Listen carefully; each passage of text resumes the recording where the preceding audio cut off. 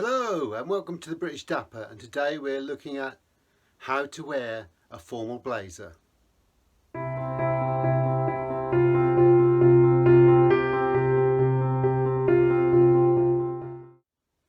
So when it comes to wearing a formal blazer, there are a few things you need to bear in mind really, and that is if it's for a club, association, a regiment or some other service, for example the Air Force, Navy,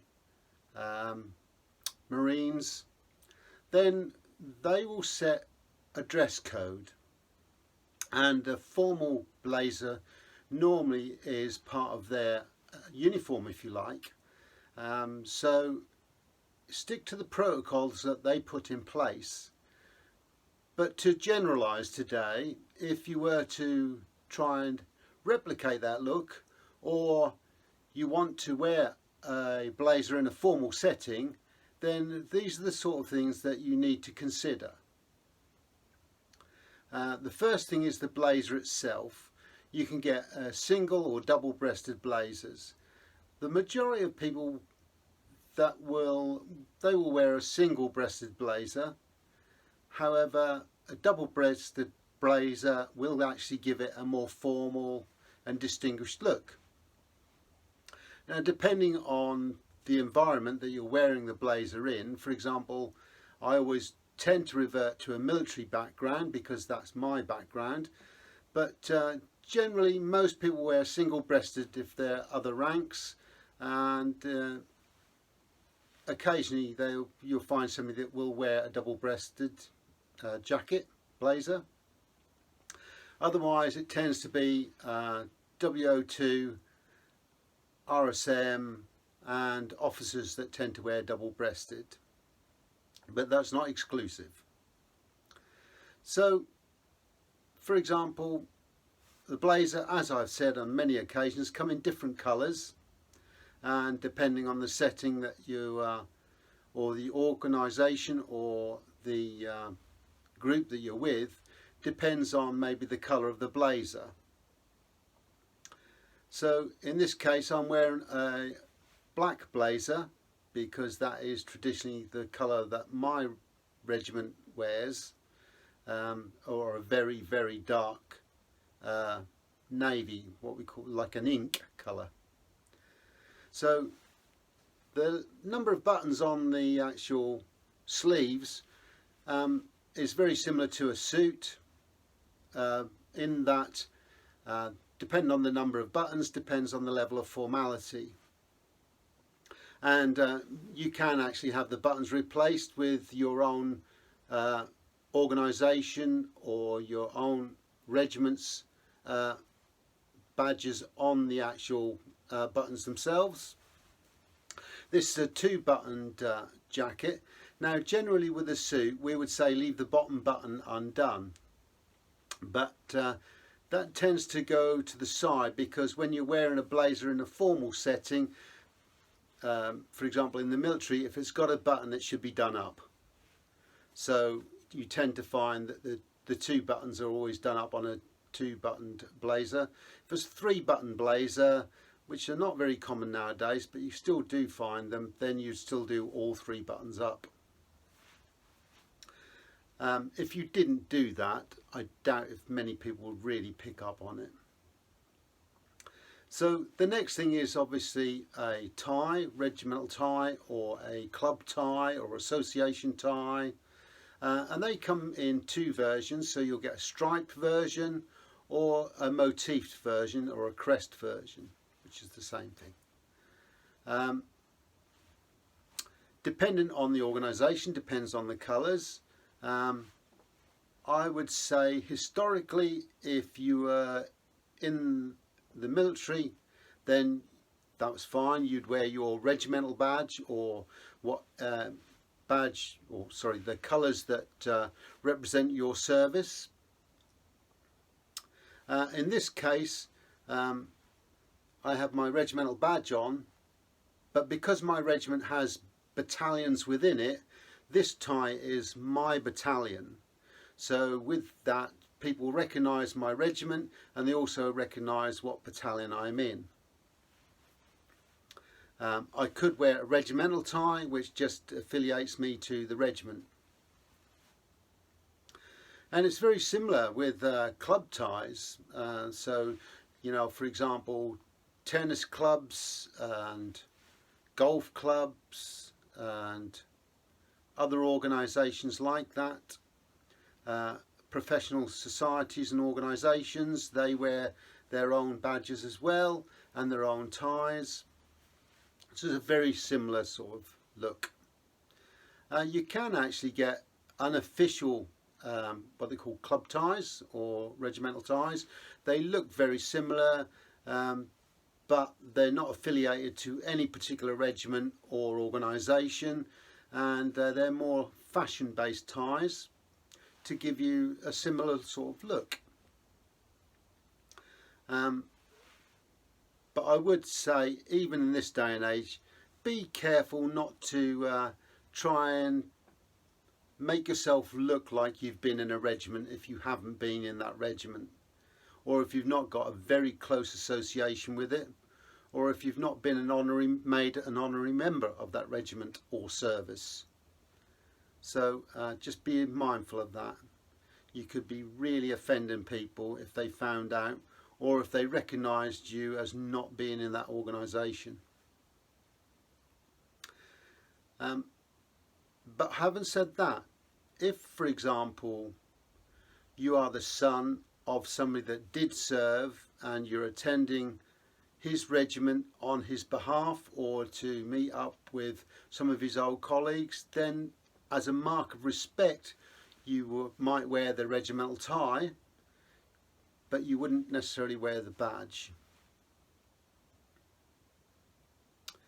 So informally, events in the military side of it, you would potentially wear a blazer, a tie, white shirt, simple jewellery, maybe a watch, cufflinks, maybe very simple cufflinks, understated, and grey flannel trousers, which is a mid-grey colour, and black shoes. Now, depending on the regiment or the organisation, depends on the strictness of their rules, but generally black Oxford shoes are the most formal of shoes to wear. You might find that in certain regiments it's not uncommon to see people wearing brown shoes, for example brown Oxfords, and that might be because they are ex-WO1s, RSMs, they might be officers, and in the military other ranks wear black, WO2s wear black as well, but once you get into WO1 and officers, they tend to wear brown shoes for occasions. Now, if, for example, you're in a Scottish regiment, they tend to wear brogues rather than Oxford shoes anyway. And that's because of the strong association with the Scottish regiments that wear brogues. So, other than that, the dress code might not actually be that specific, and it might just say black shoes. So I'd be careful not to go for any fashion designed shoes.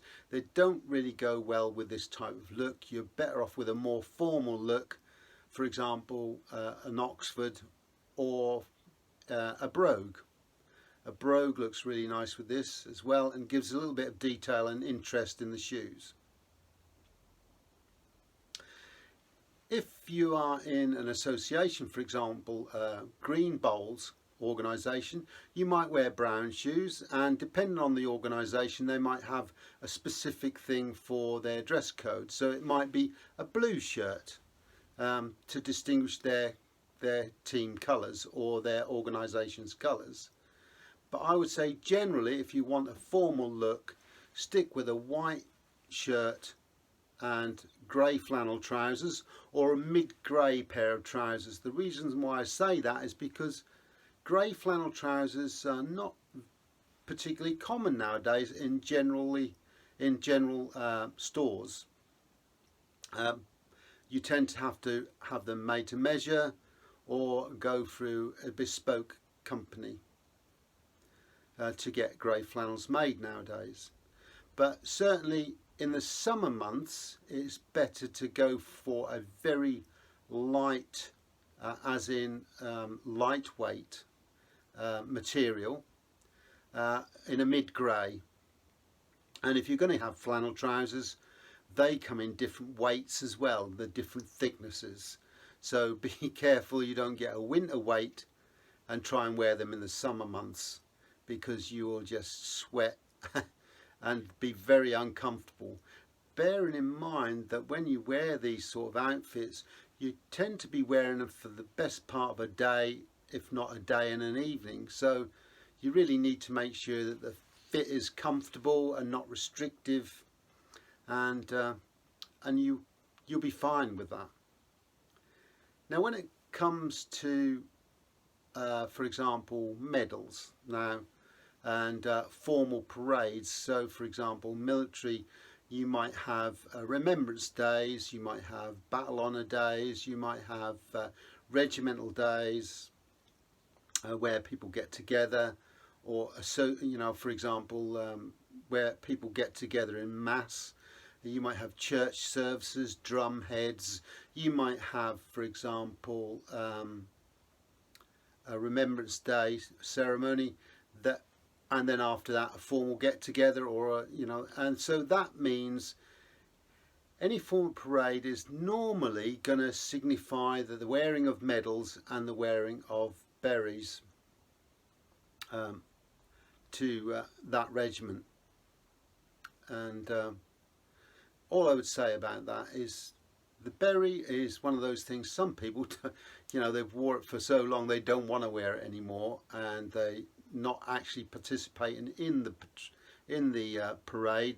They're actually bystanders on the sidelines. But if you are in the actual parade itself, then you would have to wear a beret.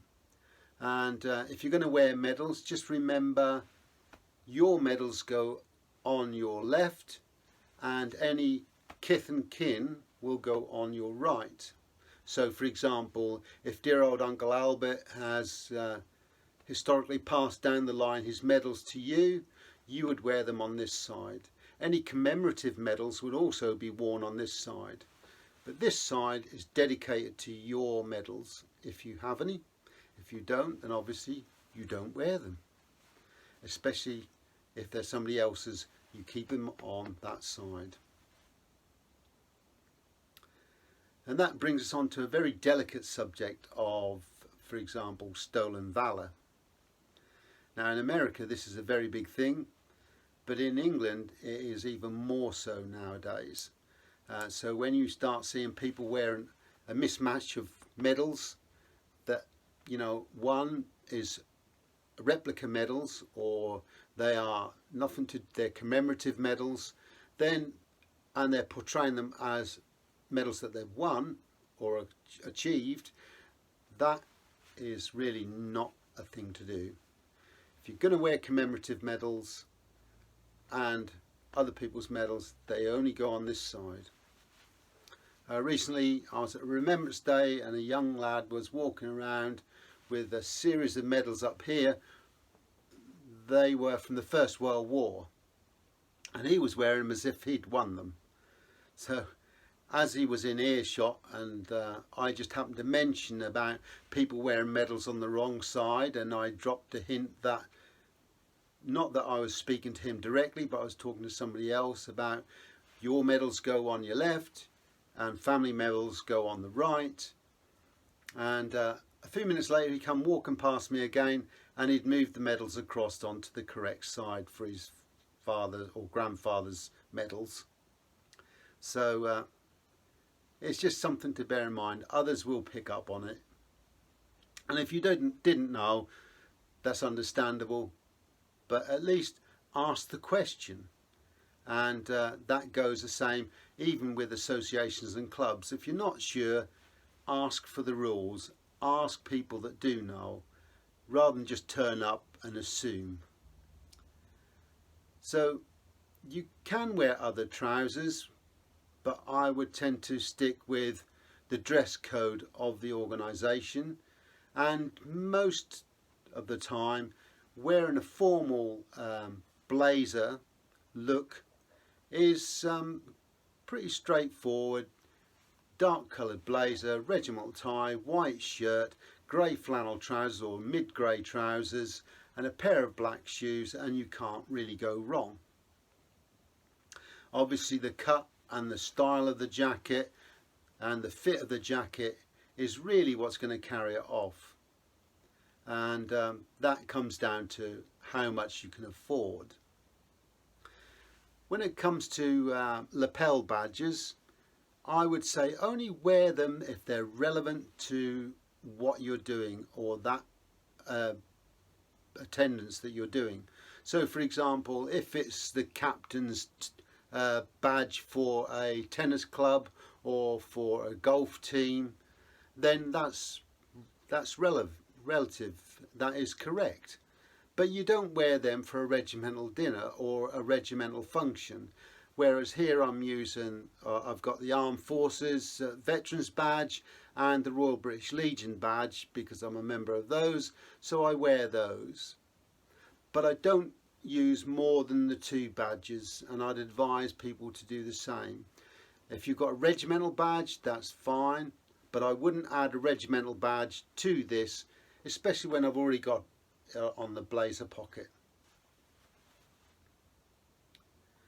So as usual, we really look forward to any comments you may have. Please drop them down below and we'll get back to you as soon as possible. And if you'd like to subscribe, then please feel free to do so. If you'd like to get notifications of when our next video is out, then please hit the bell.